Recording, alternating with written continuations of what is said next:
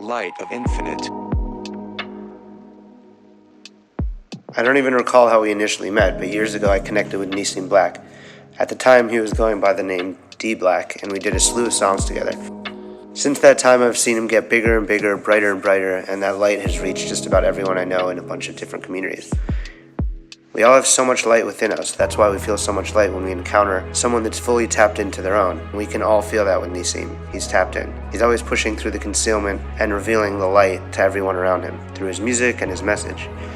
And it's that process that draws goodness to everyone who encounters his expression. I just played a show with him in LA, and one line from his song with Levi Robin really resonated with me. He's saying, "When confusion takes a hold of me, then I forget who I am, but I don't forget whose I am." We have to always remember that Hashem is the source of everything, and there is nothing but Hashem, and that we are precious to him. Yitro, whom our Parsha is named after, was on such a high level that the Zohar says that had he not acknowledged Hashem, stating, "Now I know that God is greater than all deities," the Torah would not have been given. How do we attempt to stay tapped into faith on the highest level, to live in truth and connect ourselves to the source of all creation? The Zohar says, "There's not a blade of grass in the world that does not have a constellation above that strikes it and tells it to grow." But how do we stay in the space of that resonating as an absolute truth at all times?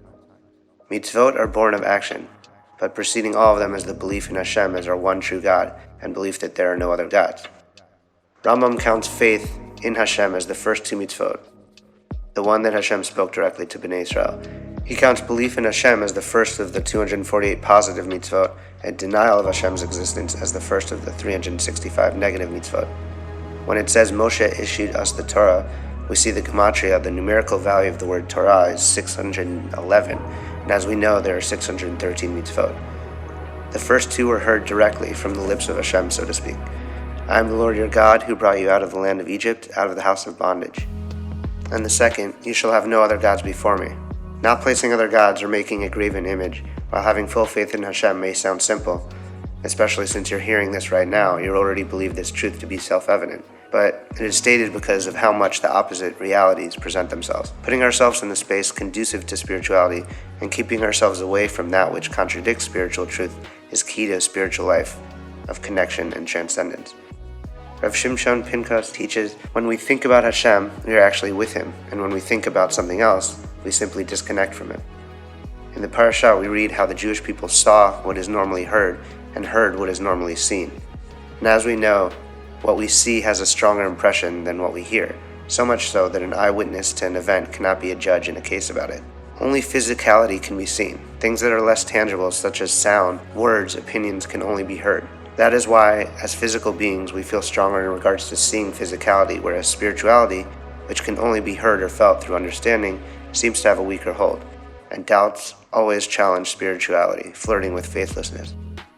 The power of the revelation at Sinai, in seeing what is normally heard, is the elevation of nature and spirituality to a realm in which the spiritual came as tangible to our physicality as any physical object. Now that we can't see and feel what is spiritually real, and only what isn't, and only what is temporal feels tangible, it is that much more important to guard our thoughts and actions so that the truth that isn't tangible doesn't get lost in what is.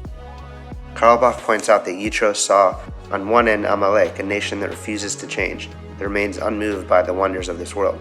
He saw that nothing can affect a bone in their body towards compassion. And on the other end, he saw a people led by Moshe that are constantly changing, constantly striving towards unification with the creator of all creations. It is for this reason that Yitro went to the desert and went out of his way to help Moshe and to be with Bnei Israel. In this way, we too must always draw close, the same way that Yitro did once he realized the true source of all things. The first chapter of Shulchan Aruch contains my favorite line of Tehillim, Shiviti Hashem lenegdi tamid. I have set God before me at all times. As he is my right hand, I shall never falter. And as we know, dveikut, attachment or clinging to Hashem, is done by always attaching our thoughts to our source. This verse as a mantra is to strive to make godliness something that in a natural sense is limited to the intellect or to hearing, as something that is more real than the confirmation, the certainty, the feeling we have when we see. And so to tap into Shivite Hashem is to tap into Emet, truth, as if we have literally seen Hashem with our own eyes, because our souls, our spiritual reality stems from the revelation at Sinai. And so the part of us that is most connected has seen and heard the Emet, There's only the part of us that is bound to physicality that resides in the concealment of this current state that hasn't. The Baal Shem Tov teaches the holy consciousness of a righteous person is able to discern and uplift the sparks of holiness in all things, and also explains the verse, Anochi omed ben Hashem v'nechem, I, Anochi, stand between Hashem and between you, explaining that this Anochiness, this I-ness, the ego, self-centeredness is the screen, the barrier that separates us from each other and the divine. It is Anochi, this egotism, that separates us from Hashem, our source. We need to tap into the light at all times. We need to be the one with the mantra of Shiviti Hashem lenegdi tamid. And as Nissim says, when confusion takes a hold of me, then I forget who I am, but I don't forget whose I am. Shabbat Shalom.